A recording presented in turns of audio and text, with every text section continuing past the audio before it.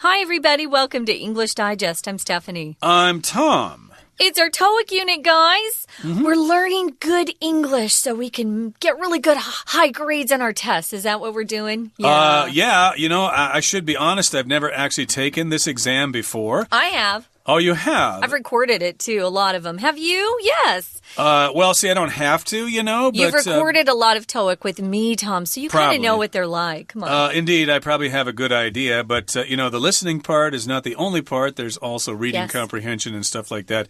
I'm just curious, if I were to take that test myself, would I get a really good grade on that exam? Well, if you didn't get 100%, I would fire you. Yeah, I would be under pressure to have a perfect score on that exam. You'd get and that's one. probably why I don't take it. It's also a reason why I've never taken an IQ test before, because I'm afraid it would be a really low score and I would hate myself afterwards. Do you get nervous taking tests? Well, you see, I haven't really taken important exams in many years. I took a Chinese test here. Oh, that's true. I did take a Chinese proficiency test a couple of years ago. It was the intermediate level. And then I thought, okay, now I'm going to study for the advanced level, but I got too busy with work, and it's already been about 10 years now. So, gee, you should do it. I should. It's probably, I don't think the advanced test would be that difficult. I have to say, though, for me, as a test taker, I think the listening portion is the hardest because you get nervous and suddenly it's like your ears just shut off. They close down and you don't understand anything. So we understand, guys, taking tests, it can be difficult. Just relax, though, and just, you know, depend and rely on all the studying that you've done because I know you guys study hard. We're going to get started, guys, by reading through this particular lesson, and then we'll be back to talk about more of these words that you might encounter on a TOEIC test.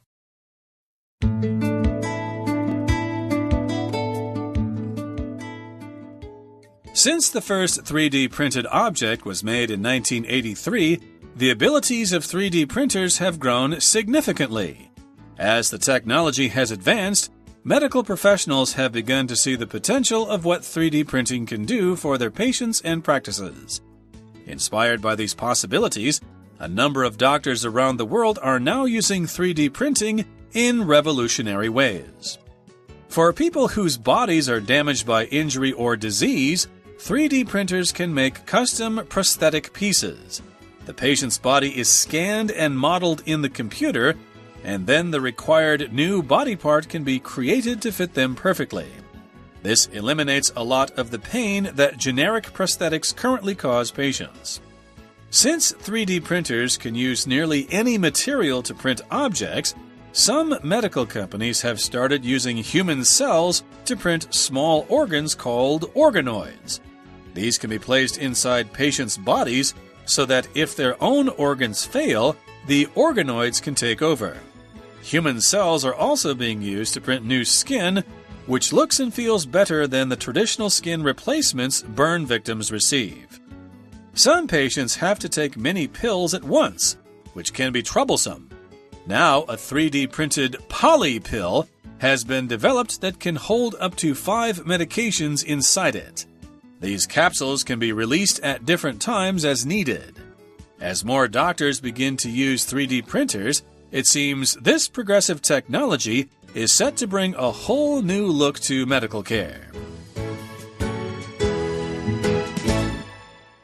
Okay, guys, it's day 2, and it's time for us to talk a little bit more in detail about how 3D printing is going to change or is changing healthcare. I think that's the most exciting part of a 3D printer is that it's actually being used today in medicine, which kind of sounds crazy, doesn't it? I mean, when I think of a printer, I think, you know, of paper and ink. And that's about it. And when you think of healthcare, you think of living bodies, living organs, things that are alive. So it's kind of weird that we're putting this very technical piece of equipment into healthcare, and it's actually producing things that are going to help people experience a better quality of life, we can say. Hopefully that will be the case. We're going to talk about how 3D printing is changing healthcare. And here in the first paragraph it says, since the first 3D printed object was made in 1983, starting from that time, the abilities of 3D printers have grown significantly. So you may not know this. You may be surprised to find out that the first object that was printed with a 3D printer was printed way back in 1983. That's several decades ago. Wow, really? But since that time, of course, things have progressed. The abilities or the capabilities of 3D printing have grown significantly. So here, significantly is an adverb. It just describes that something has really grown greatly. Significant means something that is worthy of our attention because it is really, really great. You could say that, hey, the scientific discovery was significant. It was important. It's something we should all know about. But here, since we're modifying the verb to grow, we need to use the adverb form. So it has grown significantly. Yeah, it's kind of interesting to look back and see some of the inventions that we've had over time. You were making me think about a movie, Tom, called, I think it's Hidden Numbers, about the first space adventure where someone was circling the Earth. And I remember watching the movie thinking, wow, everything is so much harder without computers. It's crazy. They did all the math by hand.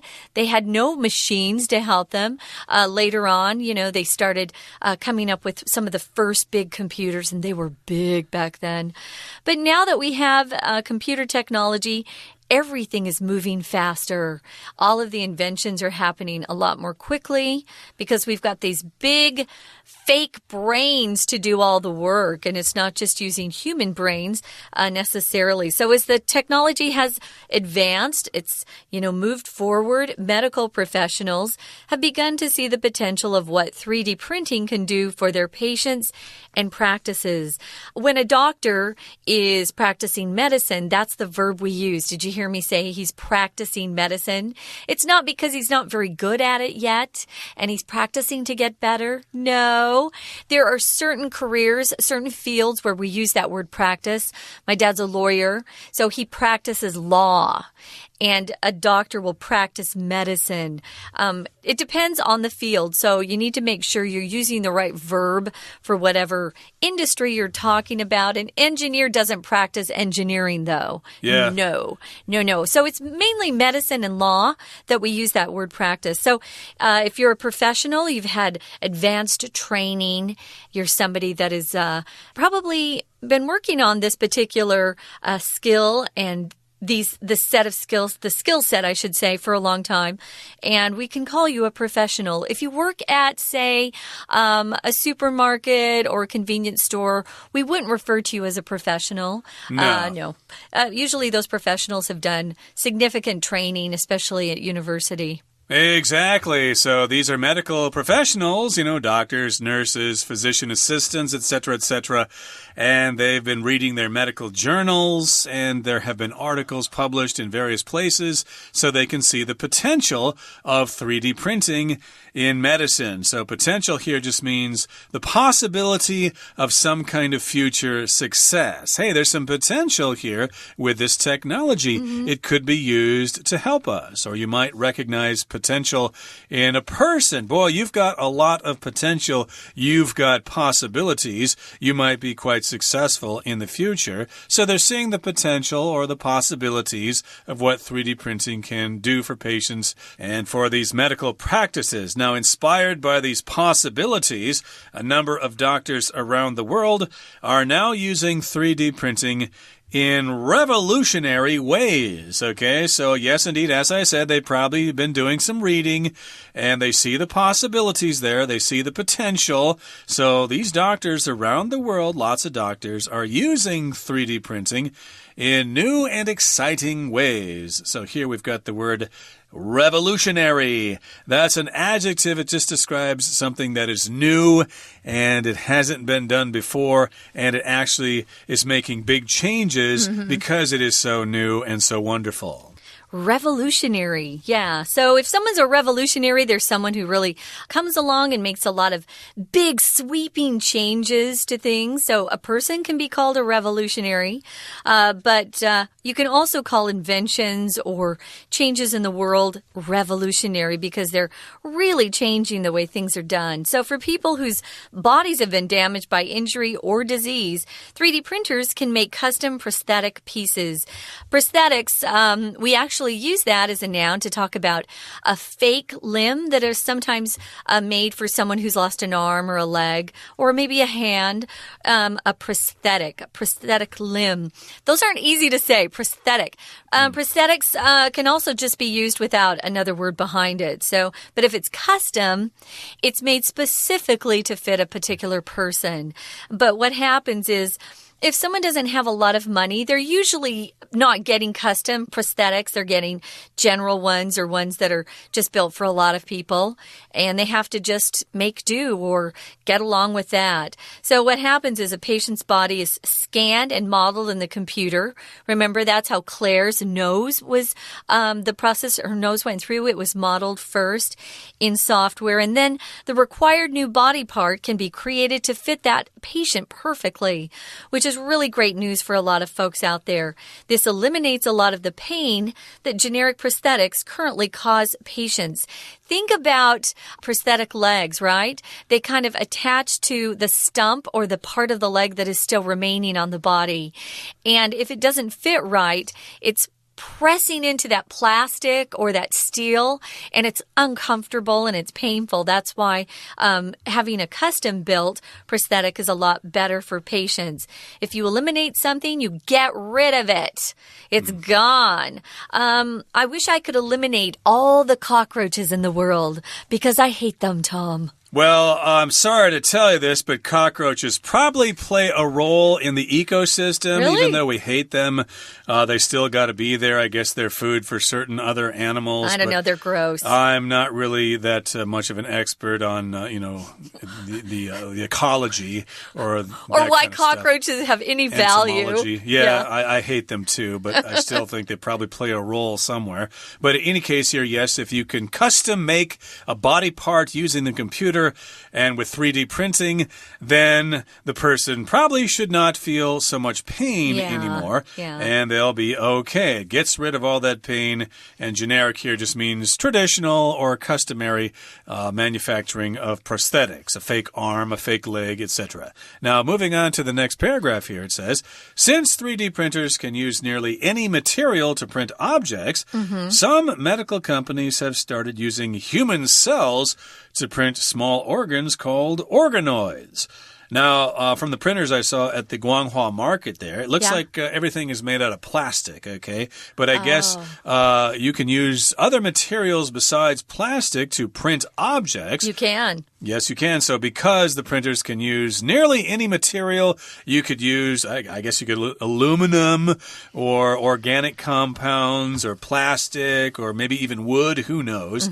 So some medical companies are actually using human cells. Wow. And they use those human cells to print out small organs. They're not standard size organs like your liver or your kidney or your heart or your pancreas. Those are some organs there. These are small organs. Maybe you could call them mini organs, but the technical term is organoid. They are called organoids. Noid is kind of like a small version of something.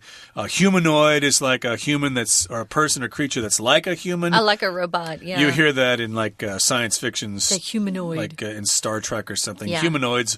But here, these are organoids. They're kind of like organs. They serve as organs, but they're not real. Yeah, it's actually, if you look it up, it's a miniaturized and simplified version of an organ that is produced in vitro, which means it's grown in kind of a laboratory. It's grown in a dish with other cells. So kind of cool. Take a look at that. You can look that word up, organoid. These can be placed inside patients' bodies. So if their own organs fail, and we often use that verb, oh, his heart failed, or his kidney failed, my sister's kidney failed, which means it stopped working and they had to give her another kidney there. So a kidney transplant. Yeah, so if it fails, these organoids that have been placed in their bodies already can take over and start working, and they're doing the work of the original organ, which is awesome. Human cells are also being used to print new skin. This is amazing. And this new skin looks and feels better than the traditional skin replacements burn victims receive. If you are burned badly and you have to have a skin transplant, a skin replacement, they take skin from either another body, maybe a cadaver, which is a dead body. They can sometimes use that skin, or maybe they can use skin on that burned victim's body from a place you can't see as well. But it doesn't look great, and burned victims suffer so much. So a replacement is something that takes the place of something else. So it's just the action of replacing something or the process of replacing. If you're a replacement teacher, you're a substitute in school. But this traditional skin is being replaced by this new skin that the 3D printers are printing, and it's helping burn victims a heck of a lot. If you're a victim of something, you've had some sort of tragedy or violence occur to you. You've been harmed or injured, maybe even killed as a result of something that happened, like a crime or an accident, or maybe you were a victim of an earthquake. So this is great news for burn victims. Yeah, maybe I'm thinking of those victims of the water park explosion that took place out in Bali, a couple of years ago. Yeah. It's already been at least 3 years now. Maybe this technology could give them some skin replacements. Hopefully. And make them feel better. But, of course, that happened already 3 or 4 years ago. Yeah, but they do skin replacement surgery for years after And burns. Taiwan's medical professionals have gotten better and better. Maybe they already have printed out some new skin for them. And moving on now to the final paragraph, it says, some patients have to take many pills at once, which can be troublesome. Like my grandmother, when she was alive, she used to take all sorts of pills. She showed me this dish where she had at least 8 different kinds of pills there that she had to take for various ailments, various illnesses. So, yes, a lot of people have to take a lot of pills at one time, and that can be troublesome. It can be a hassle. It can be something that's difficult to do. That's what troublesome means. And yes, if you're over 80 years old, it can be quite confusing to try to figure out, gee, when am I supposed to take that pill? Am I supposed to take it in the morning or the afternoon or before a meal or afterwards? Yeah. Well, now a 3D printed poly pill has been developed that can hold up to 5 medications inside it. So poly here means many. So poly pill is a pill or some kind of medication that has a lot of medications in one place. Kind of cool, a poly pill. Yeah, that is helpful, especially for a lot of people that can't swallow very easily. These capsules can be released at different times as needed. Ooh, that's kind of cool too. It can tell the pill when to open and release the medicine. A capsule is just kind of a shape. It's a small case or container that we put medicine into. A capsule. Oh, we also use that word to talk about the spaceships that you see. Sometimes I'll talk about the capsule portion. The space capsule? Yeah. So it's a shape too. So this is really helpful as more doctors begin to use 3D printers. It seems this progressive technology, progressive means looking forward, progressive technology is set to bring a whole new look to medical care. We wish them all the best of luck. Right now, we're going to listen to our Chinese teacher, and then we'll be back to look at these discussion questions. Hi everyone, my name is Jenny. 今天我们要继续来看第4单元。好，我们之前呢，这个对话内容谈的是 3D printing， 也就是 3D 列印。那我们今天来看的这个文章呢，就是谈这个 3D 列印它怎么样的改变医疗，而且这是一种全新的技术哦。好，我们来先看看。首先他就提到了，自从呢第一台的 3D printed object，这个其实是指 3D 列印出来的物体。自从第一个 3D 列印出来的物体在1983年问世之后，其实说起来 3D 列印这个功能呢已经进步非常多了。好，我们再来提一下，我们一直说 3D printing 这是 3D 列印。当然我们知道这个地方提的是 3D 列印的物体，所以说呢，你修饰这个物体是被印出来的。那我们要注意到这个 printed 为什么会加 ed， 当然这是过去分词的用法，修饰这个物件它是被印出来的。好，那我们继续往下看，下面就说，当然科技呢一直在进步，而医学方面他们也发现，用 3D 列印真的可以帮助病人。好，在医疗上其实很有潜力的。而我们也知道说，就是因为受到这么多的可能性的启发，所以有一些医师他其实呢现在就正在用这种 3D 列印的技术，而且呢可以说是有非常创新革命性的使用。我们来看这个句构里面，因为句子本身有点长，我们就从inspired 这个字来谈。 inspired 我们也看到这又是一个过去分词。好，从 by 当然你可以看到出来有一个 by 在后面，这个当然是被动，所以是什么人被启发呢？当然是后面这个主词 a number of doctors， 有一些医生他们被启发了，想到说这么有潜力的一样技术，所以他们就在想我们可以怎么来运用 3D 的列印技术在医学上面，在医疗上面。那接下来我们就来看看有哪些方向，这是目前其实已经在进行的一种创新的技术的改革。好，他说比如说像有一些人他可能因为身体受伤，疾病受损，然后呢我们用那个 3D 印表机竟然可以做出什么？做出义肢来。好，这里这个字 prosthetic， 当然这个字对大家来说可能是比较少见的字，但是这边说到 make custom prosthetic pieces， 这个 prosthetic pieces 就是指义肢，这个身体不同部分用的义肢，可是加了一个 custom 在前面。我们可能会想 custom， 这个字不是习惯吗？没错的，但是不要忘记 custom 它也有形容词的用法，像在这个地方其实它当形容词来用，意思就是客制化的，也就是依照不同的使用情况，不同的情形来客制化。那这个地方说到的义肢怎么客制化？因为没有错，每个人需要它的形状，它的功能不同，竟然可以用 3D 列印技术来完美的结合，完美的解决你的问题。好，这一边我们看到下面就说了怎么做呢？当然它需要一步一步来，用电脑，然后呢先把这个患者的身体扫描过，它呢扫描过之后就会被模拟，然后呢接着这个他们身体被需要的这个部分就会被列印出来，而且列印出来的东西是很完美的贴合患者的身体。好，我们来看这一部分的这个句构里面有一个字就是 required。 为什么说这个 new body part 是 required 呢？一样的，我们要思考一下， required 是过去分词，当然过去分词的意思其实就是说是被需要的，没有错，这个 body part 是被需要的，患者他需要什么样的 body part， 所以你就会用 3D 列印出来，因此这里的确是被动的语气。好，那再来说起来，这样子的 3D 做出来的义肢会比原来一般义肢更好。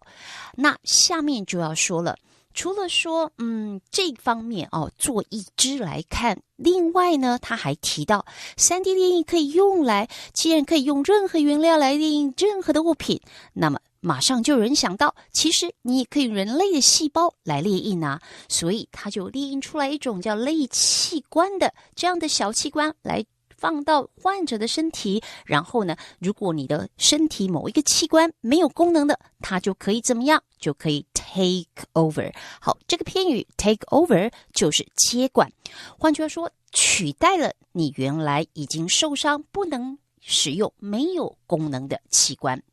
好咯，那我们再来继续往下看，下面他就提到了这样子的技术是第二个。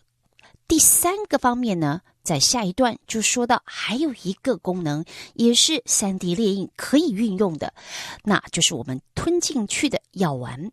那我们知道有些病人他一次可能要吞好几颗药。好，那我们来看这句，这个 Some patients have to take many pills at once。 好，但是看到了吗？后面的 which can be troublesome。我们要谈一件事情，然后这一件事情逗点用后面用 which 来取代，它指这样子的情形是蛮麻烦的。好，整个取代这个必须要用非限定用法，用逗点隔开，用 which 来取代。这个地方要请同学们特别的注意。好，我们今天的讲解就到这边结束，我们下次见。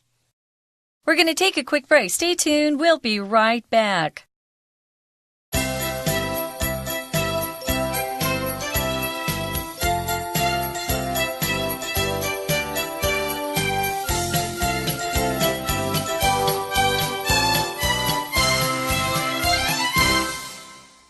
It's time now for a couple of discussion questions. Here's the first one. What are some other tools that people have developed to make medical care better? Have you seen any of these tools in use yourself? Well, one that comes to mind is something that I've seen for people who have sugar diabetes, which means they can't control, the sugar in their system. When I was younger, I remember I had a friend who used to have to, use a needle and just punch her finger and check her blood. But now they have these cool machines that it just makes a quick hole in your skin, and it checks it right there very conveniently with little strips that come with the little machine. And I think those are great for people who can literally die if they don't have enough sugar, if they have too much sugar in their system. My dad has diabetes too, so it's not that, dangerous and serious. But the diabetes one, they can literally, I had a coworker pass away one morning with that. Yeah, he was 34. Didn't come to work one morning. Yeah, some of these new tools that you can take outside with you, there are also blood pressure monitors. I have one of those at home. Those are great. A lot of these things are very helpful now. Yes, I can think of some of the more traditional ones that were developed years ago, like a hearing aid, which, of course, helps you hear better. And then there's the pacemaker. If you've got some trouble with your heart or something, I guess this is a device that's surgically implanted inside your chest. I have a friend with one of those, too. Yeah. Okay, and that helps regulate the beating of your heart. So, of course, those are developed a long time ago. I suppose it's possible to develop new devices from 3D printing that might improve on those old ideas. Who knows? Now, here's another question. What are other ways that 3D printed objects might improve people's lives? Well, we were talking just briefly about how they're being used to come up with new types of food, which is kind of weird, but they are actually using it to produce food. And I guess in areas where maybe the weather is bad or the soil is not very good, maybe they could help. I don't know. Right now, I think they're too slow to do much for a big, massive group of people. But, yeah, who knows? It'd be nice if they could, develop food that could be printed out at home, especially for elderly people who can't really move around on their own and they can't go to the market and buy vegetables or they can't cook for themselves. If they could just have this stuff at home and have it printed out and cooked for them automatically, maybe their lives would be much easier that way. It's hard to say, but that's one example of something that may improve someone's life. We sure have to get the price of the printer to come down. Yeah, it's really expensive now. They're really expensive. Yeah, when I heard how much they were, I was like, yeah, I'm never going to buy one of those. But it will be fun to keep an eye out for what new developments you see in the news. So that's one reason why you should be reading the news to see what's happening out there in the world. Right now, we got to say goodbye. It's time for us to go. So we're really glad you joined us, and we hope you'll join us for our next program. For English Digest, I'm Stephanie. And I'm Tom. Goodbye. Bye.